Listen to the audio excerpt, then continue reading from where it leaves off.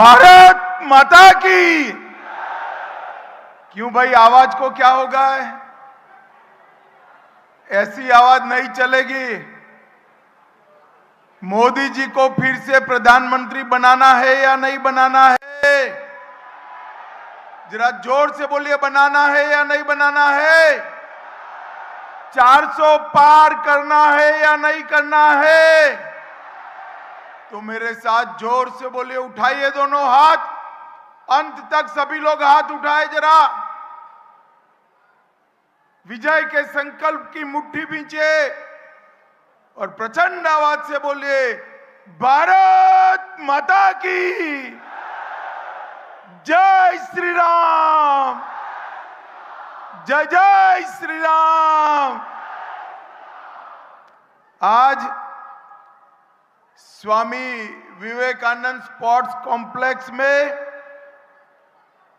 इस सभा के मंच पर उपस्थित दीपेश भाई टंडेल, नटू भाई पटेल, दामजी भाई कुराड़ा, एसपी दमानिया जी, रजनी शेट्टी जी, हमारे दोनों प्रभारी पूर्णेश मोदी और दुष्यंत पटेल जी, आज जिनको जिताने के लिए मैं यहां आया हूं, दोनों प्रत्याशी जरा आगे आओ। लालू भाई पटेल दीव और दमन के लिए और कलाबेन देलकर दादरा नगर हवेली के लिए जोर से ताली बनाइए दोनों प्रत्याशी के लिए।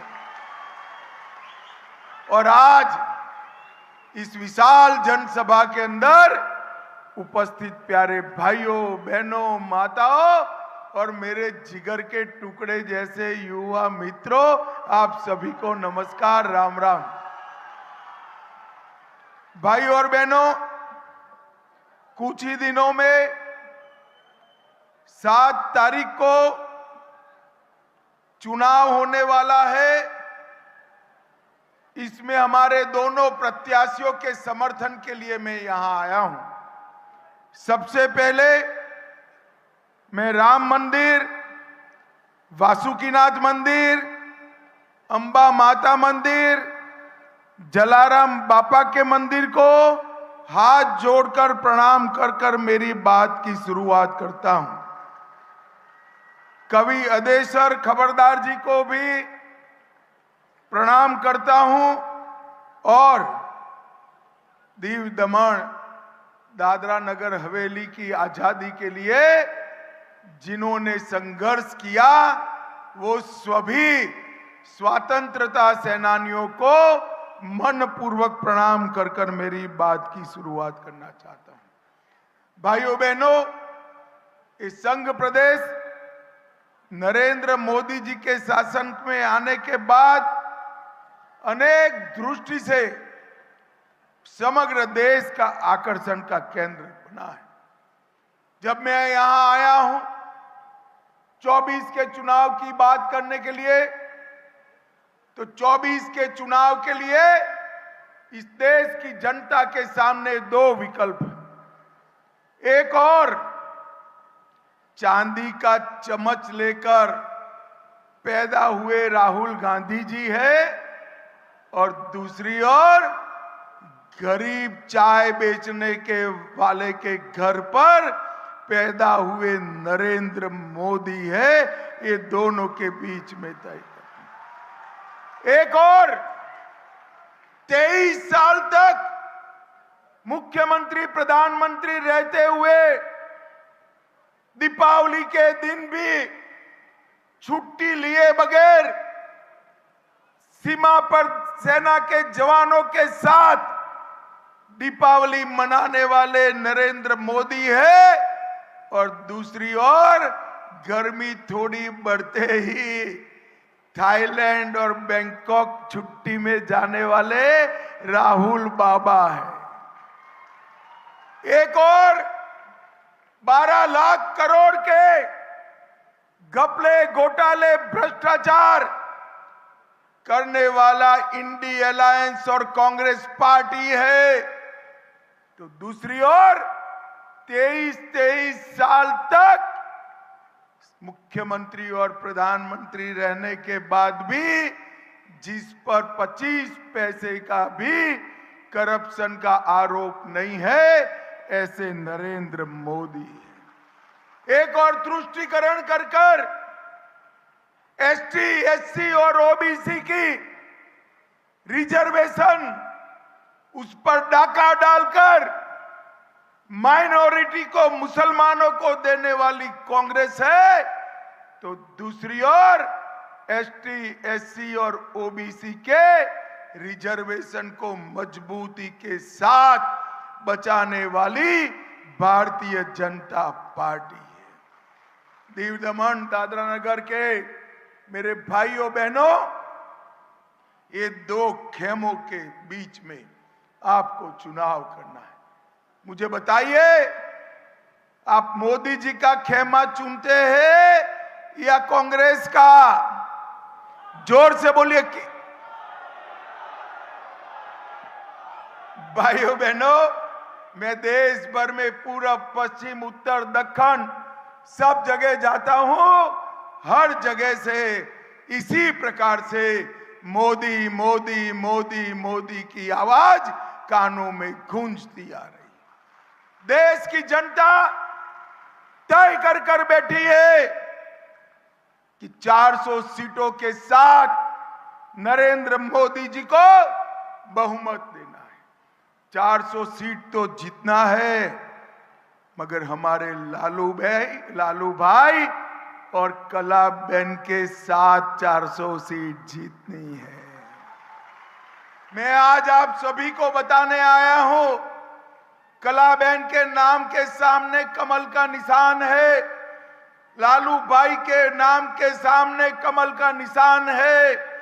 आप जब कलाबेन और लालू भाई के नाम के सामने कमल का निशान दबाओगे, बटन दबाओगे, वोट दोगे, तो आपका वोट सीधा नरेंद्र मोदी को तीसरी बार प्रधानमंत्री बनाए। कलाबेन और लालू भाई को दिया हुआ एक एक वोट मोदी जी को तीसरी बार प्रधानमंत्री बनाएगा। और मोदी जी को तीसरी बार प्रधानमंत्री बनाने का मतलब है इस देश से हमेशा के लिए आतंकवाद को समाप्त कर देना, इस देश के हमेशा से लिए नक्सलवाद को समाप्त कर देना, इस देश को दुनिया का तीसरे नंबर का अर्थतंत्र बनाना, इस देश के 4 करोड़ गरीबों को आवास देना, 3 करोड़ गरीब बहनों को लखपति दीदी बनाना, 10 करोड़ गरीबों को सूर्य घर योजना से मुफ्त में बिजली देना और 11 करोड़ किसानों को 5 साल में 3 लाख करोड़ रुपया सीधा इनके बैंक अकाउंट में डालना। भाई और बहनों, मोदी जी को तीसरी बार प्रधानमंत्री बनाने का मतलब है सारी मोदी गारंटी को जमीन पर उतारना। भारतीय जनता पार्टी वो पार्टी है जो कहती है वो करती है। मुझे बताओ भाई और बहनों, ये कश्मीर जो है हमारा है या नहीं है? जोर से बोलो, है या नहीं है? ये जो हमारे खड़गे साहब हैं, कांग्रेस के अध्यक्ष महोदय, वो कहते हैं राजस्थान और दीव दमन वालों का कश्मीर से क्या लेन देन। अरे खड़गे साहब, आप 80 पार हो गए मगर इस देश को नहीं जान पाए। दादरा नगर दीव दमन का मेरा एक एक युवा कश्मीर के लिए अपनी जान देने के लिए तैयार है, जान।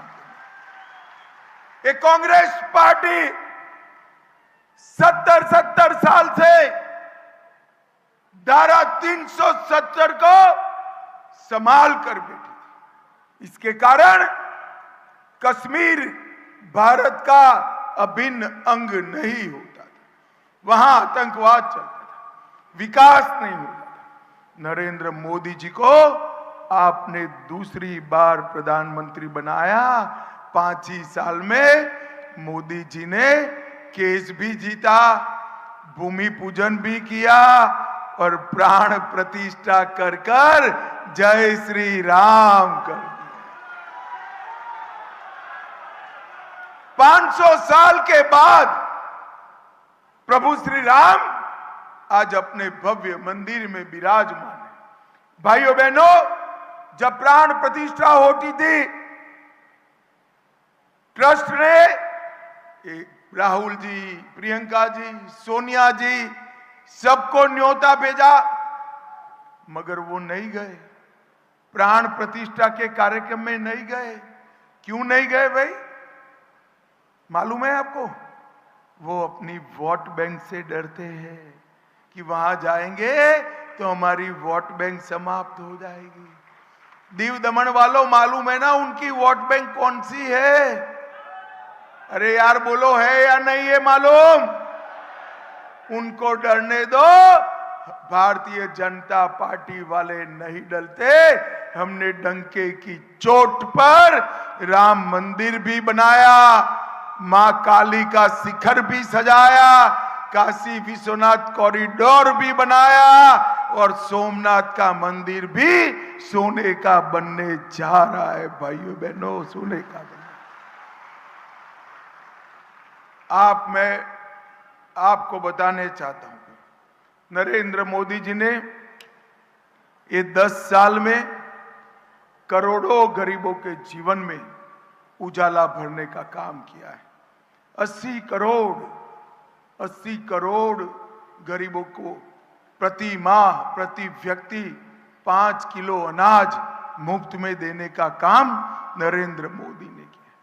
12 करोड़ शौचालय बनाए, 4 करोड़ लोगों को घर दिया, 10 करोड़ लोगों को उज्ज्वला का कनेक्शन दिया और 14 करोड़ लोगों को नल से जल देने का काम नरेंद्र मोदी जी ने किया है। नरेंद्र मोदी। भाई और बहनों, ये दीव दमन दादरा नगर हवेली वालों, मुझे बताओ भाई, आप सभी को कोरोना के दोनों टीके लगे हैं या नहीं लगे हैं? जोर से बोलो, लगे हैं या नहीं लगे हैं? 25 पैसा भी देना पड़ा है क्या? मोदी जी ने कॉफी पिलाकर सभी को मुफ्त में कोरोना का टीका लगाकर देश को कोरोना से सुरक्षित करने का काम नरेंद्र मोदी जी ने किया है। भाइयों बहनों, जब मोदी जी अपील कर रहे थे कि सभी लोग कोरोना का टीका लगाइए, तो ये राहुल बाबा कह रहे थे टीका मत लगाओ, ये तो मोदी टीका है, बीमार पड़ जाओगे। अच्छा है, दीव दमन वाले उनका नहीं सुनते, सभी ने टीका लगा दिया। जब पूरे भारत ने टीका लगा दिया, एक दिन रात को राहुल बाबा और प्रियंका जी भी अंधेरे में टीका लगाकर आ गए। अरे राहुल बाबा, शर्म करो, शर्म करो, कोरोना जैसी महामारी में भी राजनीति करते हो, शर्म आनी चाहिए आपको। भाइयों बहनों, मोदी जी ने देश के गरीब व्यक्ति की जीवन की रक्षा करने का काम किया। और क्या आज हालत हुई राहुल गांधी? पहले अमेठी से लड़ते थे, स्मृति ईरानी जी के सामने हारे, वायनाड भागे, इस बार वायनाड में जोखम लगा है, अब रायबरेली गए हैं। अरे राहुल बाबा, यहां से वहां, वहां से यहां, यहां से वहां क्यों कर रहे हो? मैं आपको बता देता हूं, सीटों में कोई प्रॉब्लम नहीं है, प्रॉब्लम आप में है। जहां जाओगे वहां हारोगे। भाइयों बहनों, ये रायबरेली में भी प्रचंड बहुमत से हारने वाले हैं। मोदी जी ने तो एक ही बार चंद्रयान लॉन्च किया, चंद्रमा के दक्षिण ध्रुव पर उसको लैंड भी कर दिया। ये राहुल नाम का यान जो है, सोनिया जी ने 20-20 बार लॉन्च किया, मगर लैंड करने का नाम नहीं देता है भाई। अबे 21वां ट्रायल है, देखो क्या होता है। मुझे मालूम है 21वां ट्रायल भी क्रैश कर जाने वाला है, लैंड नहीं कर पाएगा। भाइयों बहनों, मैं आज यहां दीव दमन वालों को पूछना है, ये इंडी अलायंस वाले, वैसे तो कोई संभावना नहीं है, मगर मान लो जीत गए तो उनका प्रधानमंत्री कौन बनेगा बताओ तो जरा, कौन बनेगा? शरद पवार बन सकते हैं क्या? अरे जोर से बोलो, बन सकते हैं? ममता दीदी देश संभाल सकती है? स्टालिन पूरे देश को जानते हैं क्या? उद्धव ठाकरे में दम है क्या? अब हंसना मत, अंतिम नाम पूछता हूं, हंसना मत। हाँ, राहुल बाबा संभाल सकते हैं क्या? तो भाई प्रधानमंत्री कौन बनेगा? इनके पास कोई नाम ही नहीं है। पत्रकारों ने, मैं बताता हूं पत्रकारों ने जब उनको पूछा तो उन्होंने कहा बारी बारी एक एक साल हम बनेंगे। बोली अरे भैया, ये परचूरन की दुकान है क्या कि बारी बारी एक दिन बेटा, एक दिन बेटी, एक दिन बहू, एक दिन मां बैठेगी और दुकान चला लेगी? ये तो महान भारत के भविष्य का सवाल है, महान भारत के भविष्य। आपके पास कोई प्रत्याशी नहीं है। अगर प्रधानमंत्री कोई बन सकता है तो भाजपा के प्रिय नेता नरेंद्र मोदी बन सकते हैं मित्रों, नरेंद्र मोदी। भाई और बहनों, इनके हाथ में अगर गलती से भी देश पड़ गया और कोरोना जैसी महामारी आई तो ये संभाल सकते हैं क्या? पाकिस्तान को मुंह तोड़ जवाब दे सकते हैं क्या? आतंकवाद समाप्त कर सकते हैं क्या? चंद्रयान को चंद्रमा तक भेज सकते हैं क्या? वैक्सीन ला सकते हैं क्या? करोड़ों गरीबों का भला कर सकते हैं क्या? ये कर सकते हैं तो केवल 12 लाख करोड़ का घपला घोटाला भ्रष्टाचार कर सकते हैं भाइयों बहनों, और कुछ नहीं कर सकते पूरा देश। इसलिए नरेंद्र भाई को प्रधानमंत्री बनाने का तय कर बैठे। मैं आज दमन दीव को कांग्रेस के कारण ही देश से लेट स्वतंत्रता मिली और उनके कारण ही यहां विकास लेट पहुंचा। मैं आज बताना चाहता हूं, कांग्रेस पार्टी ने दमन दीव के लिए कुछ नहीं किया। मोदी जी ने टूरिज्म को बढ़ावा दिया, होम स्टे कल्चर शुरू किया, ईज ऑफ टूरिज्म बढ़ाया, एयरपोर्ट भी नया बन रहा है और दीव पहला ऐसा जिला है जो दिन में 100% स्वच्छ ऊर्जा से चलने वाला जिला हमारा दीव बन गया। मल्टी स्पोर्ट के बीच गेम्स हुए, 1600 खिलाड़ियों ने हिस्सा लिया, 300 बेड का नया सरकारी अस्पताल बना, मेडिकल कॉलेज बना, 2 लाख मैंग्रोव लगाए गए, मैंग्रोव की नर्सरी भी लगाई गई। अहमदाबाद और सूरत के लिए हवाई सेवा शुरू हुई।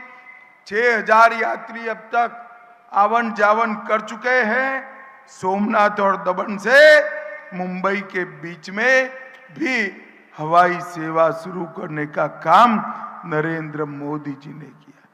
भाइयों बहनों, दीव दमन के 8000 मछुआरों को बायोमेट्रिक आईडी कार्ड देने का काम नरेंद्र मोदी जी ने किया है और पूरे दीव दमन को विकास के लिए आगे बढ़ाने का काम किया है।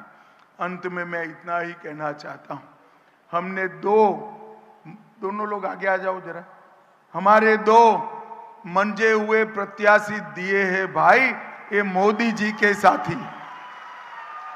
उनको वोट देने का मतलब है नरेंद्र मोदी को वोट देना। कमल पे निशान पर वोट देने का मतलब है नरेंद्र मोदी जी को प्रधानमंत्री बनाना, और नरेंद्र मोदी जी को प्रधानमंत्री बनाने का मतलब है पूरे संसार में हमारे भारत को एक नंबर का देश बनाना, एक नंबर का देश बनाना। तो मैं अंत में आप सभी को पूछना चाहता हूं, इतनी विशाल जनसभा को बताइए, कमल के निशान पर बटन दबाएंगे क्या? जोर से बोलिए, अंत तक दबाएंगे क्या? हमारे दोनों प्रत्याशियों को जिताएंगे क्या? 400 पार कराएंगे क्या? दोनों सीटें मोदी जी की झोली में डालेंगे क्या? और मोदी जी को तीसरी बार प्रधानमंत्री बनाएंगे ना? तो मेरे साथ दोनों हाथ उठाइए, उठाइए दोनों हाथ, विजय के संकल्प की मुट्ठी बींचे और प्रचंड आवाज से बोलिए, भारत माता की वंदे, जय श्री राम, जय जय श्री राम। आप सभी का इतनी चिलचिलाती धूप में इतनी बड़ी संख्या में आकर हमारे दोनों प्रत्याशियों का स्वागत करने के लिए बहुत बहुत धन्यवाद, आभार। जय श्री राम।